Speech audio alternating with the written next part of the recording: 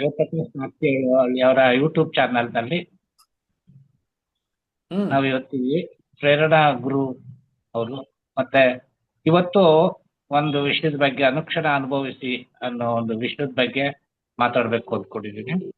ಅದ್ರ ಬಗ್ಗೆ ನಾಗ್ತಿಹಳ್ಳಿ ಸರ್ ಅವರ ಇಂಟರ್ವ್ಯೂ ಕೂಡ ಮಾಡ್ಬೇಕು, ಒಂದು ಸಂದರ್ಶನ ಅಂತ. ಅವರು ಈ ಅನುಕ್ಷಣ ಅನುಭವಿಸಿ ಅನ್ನೋ ಒಂದು ಪುಸ್ತಕವನ್ನ ಬರೆದಿದ್ದಾರೆ. ಕ್ಷಣ ಕ್ಷಣವನ್ನು ಕೂಡ ನಾವು ನಮ್ಮ ಜೀವನದಲ್ಲಿ ಅನುಭವಿಸ್ಬೇಕು ಅಂತಕ್ಕಂಥದ್ದು ಒಂದು ವಿಶ್ವೇಶ್ವರಯ್ಯ ಟೈಮ್ ಇಸ್ ಮನಿ ಅಂತಂದು ಹೇಳ್ತಾರೆ. ಟೈಮ್ ಇಸ್ ಮನಿ ಅಂತ ಯಾಕೆ ಹೇಳ್ತಾರೆ ಅಂತಂದ್ರೆ, ಒಂದು ಆ ಟೈಮ್ ಇವತ್ತು ಈ ಟೈಮ್ ಸಿಕ್ಕಿದ್ದು ಮತ್ತೆ ಇನ್ನೊಂದು ಕ್ಷಣ ನಮ್ಗೆ ಸಿಕ್ಕೋದಿಲ್ಲ. ಆದ್ರಿಂದ ಆ ಕ್ಷಣ ಕ್ಷಣವನ್ನ ಅನುಭವಿಸ್ಬೇಕು. ಆ ಕ್ಷಣದಲ್ಲಿ ಸಿಗ್ತಕ್ಕಂಥ ಆನಂದವಾಗ್ಲಿ ಅಥವಾ ಅದರಲ್ಲಿ ಬರ್ತಕ್ಕಂಥ ಯಾವುದೇ ಒಂದು ವಿಷಯಗಳನ್ನಾಗ್ಲಿ ನಾವು ಅನುಭವಿಸ್ಬೇಕು ಅಂತಕ್ಕಂಥದ್ದು ಒಂದು ವಿಷಯ. ಜೊತೆಲಿ ವಿಶ್ವೇಶ್ವರಯ್ಯ ಹೇಳ್ತಾ ಇರೋದು, ಆ ಟೈಮ್ ಅನ್ನ ಬಿಟ್ಟರೆ ನಾವು ಬೇರೆ ಟೈಮ್ ಮತ್ತೆ ಸಿಗಲ್ಲ, ಆ ಕೆಲಸ ಆ ಟೈಮ್ನಲ್ಲಿ ಆಗ್ಬೇಕು ಅಂತಕ್ಕಂಥದ್ದು. ಅಂತ ಒಂದು ವಿಷಯದ ಬಗ್ಗೆ ನಮ್ಮ ಜಯಪ್ರಕಾಶ್ ನಾಗ್ತಿಹಳ್ಳಿ ಅವರು ಒಂದು ಪುಸ್ತಕವನ್ನು ಬರೆದಿದ್ದಾರೆ. ಆ ಪುಸ್ತಕದ ಎಲ್ಲ ಪರಿವಿಡಿಗಳನ್ನ ನೋಡ್ತಾ ಹೋದ್ರೆ ನಿಜಕ್ಕೂ ಆ ಟೈಮು ನಮ್ಮ ಜೀವನದ ಎಲ್ಲ ಹಂತಗಳನ್ನ ನೋಡ್ತಾ ಹೋಗ್ಬೋದು. ಅದ್ರ ಬಗ್ಗೆ ನಾನು ಇವತ್ತು ಸರ್ ಅವ್ರನ್ನ ಒಂದು ಮಾತಾಡಿಸ್ಬೇಕು ಅಂತ. ನಮಸ್ಕಾರ ಸರ್. ನಮಸ್ಕಾರ ರವಿನಾಥ್, ಹೇಗಿದ್ದೀರಿ? ಚೆನ್ನಾಗಿದೆ ಸರ್.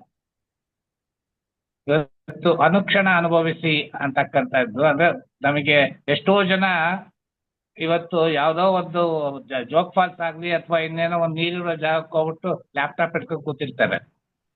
ಆ ಜಾಗಕ್ಕೆ ಹೋಗಿದ್ದು ಏನಕ್ಕೆ ಅನ್ನೋದು ಅವ್ರಿಗೆ ಅರಿವಿರೋದಿಲ್ಲ. ಎಷ್ಟೋ ಜನ ಬೇರೆ ಇದನ್ನೆಲ್ಲೋ ಇದಕ್ಕೆಲ್ಲ ಹೋಗ್ಬಿಟ್ಟು ಬೇರೆ ಇನ್ನೇನೋ ಮಾಡ್ತಾ ಇರ್ತಾರೆ. ಆ ಕ್ಷಣದ ಆ ಜಾಗದ ಅನುಭವವನ್ನ ಪಡ್ಕೊಳೋದಕ್ಕೂ ಅವರಿಗೆ ಗೊತ್ತಿರಲ್ಲ ಎಷ್ಟೋ ಜನಕ್ಕೆ. ನಾವು ಎಷ್ಟೋ ಸರಿ ಮಾಡ್ತೀವಿ ಬೈ ಮಿಸ್ಟೇಕ್. ಅದು ಆ ಒಂದು ವಿಷಯದ ಬಗ್ಗೆ ನೀವು ಸಮಗ್ರವಾದಂತ ಒಂದು ವಿಶ್ಲೇಷಣೆಯನ್ನ ಅವತ್ತು ನಿಮ್ಮ ಬುಕ್ಕಲ್ಲಿ ಕೊಟ್ಟಿದ್ದೀರ. ಅಂತ ಬುಕ್ಕು ನಿಜಕ್ಕೂ ಒಂದು ಎಲ್ರಿಗೂ ಉಪಯೋಗ ಆಗುವಂತ ಪುಸ್ತಕ ಅದು. ಅದು ಈ ಕ್ಷಣ ಕ್ಷಣ ಅನುಭವಿಸಿ ಅಂತಂದ್ರೆ, ಕ್ಷಣ ಅಂತಂದ್ರೆ ಈಗ ನಾವು ಒಂದೊಂದು ಕ್ಷಣನೂ ಕೂಡ ಅನುಭವಿಸ್ಬೇಕು ಅಂತಂದ್ರೆ ಆ ಕ್ಷಣದಲ್ಲಿ ನಮಗೆ ಏನು ಸಿಕ್ಕುತ್ತೆ. ಕ್ಷಣ ಅಂತಂದ್ರೆ ಇಲ್ಲಿ ಒಂದು ಕ್ಷಣದಲ್ಲಿ ಒಬ್ಬ ಕ್ಲೈಮ್ ಮಾಡೋನು, ಈ ಚಿತ್ರದುರ್ಗದಲ್ಲಿ ಒಬ್ಬ ಕೋತಿರಾಜ್ ಅಂತ ಇದ್ದಾನೆ. ಅವ್ರು ಹೇಳ್ತಾನೆ, first mistake is last mistake ಅಂತಂದು ಹೇಳ್ಬಿಟ್ಟು. ಯಾಕೆ ಒಂದು ಮಿಸ್ಟೇಕ್ ಮಾಡ್ಬಿಟ್ರೆ ಅದೇ ಲಾಸ್ಟ್, ಮತ್ತೆ ಅವರು ಕೆಳಗಡೆ ಬಿದ್ದು ಮತ್ತೆ ಸಿಕ್ಕಲ್ಲ, ಬದುಕೋದಿಲ್ಲ ಇನ್ನೊಂದು ಮಿಸ್ಟೇಕ್ ಮಾಡೋದಕ್ಕೆ ಅನ್ನೋ ಒಂದು ಅರ್ಥದಲ್ಲಿ. ಹಾಗೆ ಈ ಕ್ಷಣ ಕ್ಷಣಗಳನ್ನು ಯಾವ ರೀತಿ ಹೆಂಗೆ ಅನುಭವಿಸ್ಬೇಕು ಅಂತಕ್ಕಂಥದ್ದು ನಿಮ್ಮ ಒಂದು ಅನಿಸಿಕೆ ಸರ್. ನಾವು ಏನು ಕೆಲಸ ಮಾಡ್ತಾ ಇರ್ತೀವೋ, ಯಾವ ಕ್ಷಣದಲ್ಲಿರ್ತೀವೋ, ನಿದ್ದೆ ಮಾಡ್ತಾ ಇದ್ರೆ ನಿದ್ದೆ ಸರಿಯಾಗಿ ಮಾಡಬೇಕು, ಊಟ ಮಾಡ್ತಾ ಇದ್ರೆ ಊಟ ಸರಿಯಾಗಿ ಮಾಡಬೇಕು, ಸ್ನಾನ ಮಾಡ್ತಾ ಇದ್ರೆ ಸ್ನಾನ ಸರಿಯಾಗಿ ಮಾಡಬೇಕು, ಪಾಠ ಮಾಡ್ತಾ ಇದ್ರೆ ಪಾಠ ಸರಿಯಾಗಿ ಮಾಡಬೇಕು. ಏನೇನು ಮಾಡ್ತಾ ಇರ್ತೀರೋ ಅದನ್ನು ಕಾನ್ಷಿಯಸ್ ಆಗಿ ಎಕ್ಸ್ಪೀರಿಯನ್ಸ್ ಮಾಡಿ, ಆಗ ಬದುಕು ನಿಮಗೆ ವಾವ್ ಗ್ರೇಟ್ ಅನಿಸುತ್ತೆ. ಲಿವಿಂಗ್ ಇನ್ ದ ಪ್ರೆಸೆಂಟ್ ಅಂತ ಹೇಳ್ತೇವೆ ನಾವು ಯಾವಾಗಲೂ. ಯಾವ ಕ್ಷಣ, ಈಗ ನನ್ನನ್ನು ನೀವು ಇಂಟರ್ವ್ಯೂ ಮಾಡ್ತಾ ಇದ್ದೀರಿ, ನಾನು ಈ ಕ್ಷಣದಲ್ಲಿಯೇ ಇದ್ದೇನೆ, ನೀವು ಕೇಳುವ ಪ್ರಶ್ನೆಗಳಿಗೆ ಉತ್ತರವನ್ನು ಕೊಡ್ತಾ ಇದ್ದೇನೆ. Being in the present very very important. ಹಾಗೆ ನನ್ನ ಪುಸ್ತಕದ ಶೀರ್ಷಿಕೆಯಂತೆ ಅನುಕ್ಷಣ ಅನುಭವಿಸ್ಬೇಕು ಅಂತ ಹೇಳ್ತಾ, ಅದನ್ನು ಹೇಗೆ ಅನುಭವಿಸ್ಬೇಕು, ಅದನ್ನು ಅನುಭವಿಸಬಾರ್ದು ಆಚರಿಸಬೇಕು ಅಂತ ಸೆಲೆಬ್ರೇಟ್ ಎವರಿ ಮೂಮೆಂಟ್ ಅಂತ ಇದೇ ಪುಸ್ತಕವನ್ನು ಇಂಗ್ಲೀಷ್ನಲ್ಲಿ ನಾನು ಹೀಗೆ ನೀಡಿದ್ದೇನೆ. ಸೆಲೆಬ್ರೇಟ್ ಎವರಿ ಮೂಮೆಂಟ್ ಅಂದರೆ, ಈಗ ನಾನು ರವಿನಾಥ್ ಅವ್ರನ್ನ ಇಂಟರ್ವ್ಯೂ ಮಾಡ್ತಾ ಇದ್ದೀನಿ, ವಾವ್ ಗ್ರೇಟ್ ಅಂತ. ಕರೆಕ್ಟಾ? ಮೊನ್ನೆ ವಿಜಯಲಕ್ಷ್ಮಿ ಬಾಳೆಕುಂದ್ರಿ ಬಂದಿದ್ರು ಗೆಸ್ಟ್ ಆಗಿ ಇಂಟರ್ವ್ಯೂಗೆ. ನೀವುಗಳು ಮಾತಾಡೋದನ್ನೇ ವಾವ್ ಗ್ರೇಟ್ ಎಷ್ಟು ಚಪ್ಪರಿಸ್ತಾ ಇದ್ರು ಗೊತ್ತಾ? ಅಬ್ಸರ್ವ್ ಮಾಡಿದ್ರಾ? ಅಂದರೆ ಆ ಎಲ್ಲ ಕ್ಷಣಗಳಲ್ಲಿ ನಾವು ಇನ್ವಾಲ್ವ್ ಆಗೋದು. We have to involve to evolve ಅಂತ ಹೇಳ್ತೇವೆ. ಓಕೆ, ಸೊ ನಾವು ಇನ್ವಾಲ್ವ್ಮೆಂಟ್ ಆದರೆ ಆ ಕ್ಷಣ ಮಧುರ ಕ್ಷಣಗಳಾಗುತ್ತೆ ಅಂತ ಹೇಳಕ್ ಇಷ್ಟಪಡ್ತೇನೆ. ಈ ಕ್ಷಣ ಅಂತಂದ್ರೆ ಓಕೆ, ಈಗ ಇನ್ನೊಂದು ಜೀವನದ ಕೆಲವು ಟೈಮ್ ಬರ್ತಾವಲ್ಲ, ಯಾವ ಏಜ್ ಅಲ್ಲಿ ಏನೇನ್ ಮಾಡ್ಬೇಕು, ಆ ಏಜ್ ಅಲ್ಲಿ ಏನ್ ಮಾಡ್ಬೇಕು ಅಂತಕ್ಕಂಥದ್ದು. ಅದಕ್ಕೆ ಅಕ್ಸೆಪ್ಟ್ ಮಾಡಿಬಿಡ್ಬೇಕು. ಅಕ್ಸೆಪ್ಟ್ ಅಕ್ಸೆಪ್ಟ್ ನಾವು ಈಗ ಅಲ್ಲೂ ಉದುರೋಗುತ್ತೆ, ಅಕ್ಸೆಪ್ಟ್ ಮಾಡೋಣ. ಅಲ್ಲಿ ಕಟ್ಟಿಸ್ಕೋಬೇಕು ಅನ್ಸಿದ್ರೆ ಕಟ್ಸ್ಕೊಳ್ಳಿ. ತಲೆ ಕೂದಲು ಕರ್ಗಿರೋದು ಬೆಳ್ಳಗಾಗುತ್ತೆ, ಅಕ್ಸೆಪ್ಟ್ ಮಾಡಿ. ಕೂದಲು ಕಡಿಮೆ ಆಗುತ್ತೆ, ಅಕ್ಸೆಪ್ಟ್ ಹೌದು. ಮಾಡಿ. Accept the situation. ಸೊ ಈ ಒಂದು ಅನನ್ಯತೆ ಕೃತಿಯಲ್ಲಿ ನಾನು ಸ್ವೀಕಾರ ಮನೋಭಾವ ಅಂತಾನೆ ಒಂದು ಹೌದು. ಚಾಪ್ಟರ್ ಬರೆದಿದ್ದೇನೆ. ಆ ಆ ಒಂದು ವಿಚಾರನ ನೀವು ಏನ್ ಬರುತ್ತೋ ಅದನ್ನ ಅಕ್ಸೆಪ್ಟ್ ಮಾಡಿ, ಬಟ್ ಅದು ಬೇಡ ಅಂದ್ರೆ ಅದು ಏನ್ ಬೇಕೋ ಅದನ್ನ ಪಡ್ಕೊಳ್ಳೋ ಕಡೆ ಗಮನ ಕೊಡಿ ಅಂತ ಹೇಳಕ್ ಇಷ್ಟಪಡ್ತಾರೆ. ಓಕೆ, ಅದು ನೆಕ್ಸ್ಟ್. ಚೆನ್ನಾಗಿ ಹೇಳಿದ್ರಿ. ಇವಾಗ ಈ ಕ್ಷಣಗಳನ್ನ ಅನುಭವಿಸೋದು ಅಂತಂದ್ರೆ ಒಂದು ವಂಡರ್ ಇದಾಗುತ್ತೆ. ಅದನ್ನ ಯಾವ ರೀತಿ ತಗೋಬೇಕು ಅಂತಂದ್ರೆ ಕಾಮನ್ ಇವರು ಏನು ಅಂಡರ್ ಆಗಲ್ಲ. ನಾನು ಈ 3 ರೀತಿ ಸಮಯ ಅರ್ಥವರು ಯಶಸ್ವಿ ಆಗ್ತಾರೆ ಅಂತ ಹೇಳಕ್ ಇಷ್ಟಪಡ್ತೇನೆ. ಏನದು 3 ರೀತಿ? Me time. ನನ್ನ ಕೆಲಸಗಳನ್ನ ನಾನು ಮಾಡಿಕೊಳ್ಳಬೇಕು, ನನ್ನ ಬದುಕನ್ನ ನಾನು ಅನುಭವಿಸಬೇಕು. ಈ ಮೀ ಟೈಮ್. ಇನ್ನೊಂದು ಪುಸ್ತಕ ಬರೆದೆ ನಾನು, ಅದು ನಿಮ್ಮೆಲ್ರಿಗೂ ತೋರಿಸಿರ್ತೇನೆ, ಲೈಫು ನಮ್ದೇನೆ ಅಂತ. ಓಕೆ, ಲೈಫು ನಮ್ದೇನೆ, ಯಾರ್ದು ಬೇರೆಯವ್ರದ್ದಲ್ಲ ರೀ. ಇದು ನಮ್ಮ ಲೈಫು, ನಮ್ಮ ಟೈಮು, ನಮ್ಮ ಕ್ಷಣ. ಓಕೆ, ಸೊ ನಿಮಗಾಗಿ ನೀವು ಸಮಯವನ್ನ ಮೀಸಲಿಟ್ಟುಕೊಳ್ಳುವ ಸಮಯ ಅದು. ಎರಡನೇದು, ನಾವು ಎಷ್ಟೊಂದು ಕೆಲಸಗಳು ಮಾಡ್ತೇವೆ, ಆ ಕೆಲಸವನ್ನ ಗುಣಮಟ್ಟದ ರೀತಿಯಲ್ಲಿ ಮಾಡ್ತಾ ಇದ್ದೇವಾ ಅಂತ ತೂಕ ಹಾಕ್ಕೊಂಡು ಕ್ವಾಲಿಟೇಟಿವ್ಲಿ ಕಳೀರಿ ಅನ್ನುವಂಥದ್ದು. ಇನ್ನೊಂದು ಪ್ರೈಮ್ ಟೈಮ್ ಅಂತ ಕರಿತೇವೆ. ನಾವು ನಮ್ಮ 24 ಗಂಟೆಗಳಲ್ಲಿ ಆ ಒಂದು ಪರ್ಟಿಕ್ಯುಲರ್ ಟೈಮ್ನಲ್ಲಿ ನಾವು ಬ್ಯಾಟ್ರಿ ಎಂತೂಸಿಯಾಸಮು ಸಖತ್ತಾಗಿರ್ತದೆ. ಅದು ಯಾವ ಟೈಮೋ, ಅದು ಯಾವ್ದು ಇಂಪಾರ್ಟೆಂಟು ಅಂಥ ಟೈಮಲ್ಲಿ ನಿಮ್ಮ ಇಂಪಾರ್ಟೆಂಟ್ ಕೆಲಸಗಳನ್ನು ಮಾಡ್ಕೊಳ್ಳಿ ಅಂತ ಇದರ ಅರ್ಥ. ಸೊ ಇವಾಗ ನಿಮಗೆ ಅರ್ಥ ಆಗಿದೆ ಅಂತ ನಾನು ಭಾವಿಸ್ತೇನೆ. 3 ರೀತಿಯ ಸಮಯ ಅರಿತವರು ದೊಡ್ಡ ವ್ಯಕ್ತಿಗಳು, ಯಶಸ್ವಿ ವ್ಯಕ್ತಿಗಳು ಆಗುತ್ತಾರೆ. ರವಿನಾಥ್. ಈ ಒಂದು ಅನುಕ್ಷಣ ಅನುಭವಿಸ್ ಪುಸ್ತಕದಲ್ಲಿ ನೀವು ಆ ವಿಷಯಗಳ ಬಗ್ಗೆ ಸಾಕಷ್ಟು ಬರ್ತಿದ್ದೀರಾ. ಈ ಪುಸ್ತಕ ಓದಿದ್ರು ಕೂಡ ನಮ್ಗೆ ಸಾಕಷ್ಟು ಅರಿವುಗಳು ಸಿಗ್ತವೆ.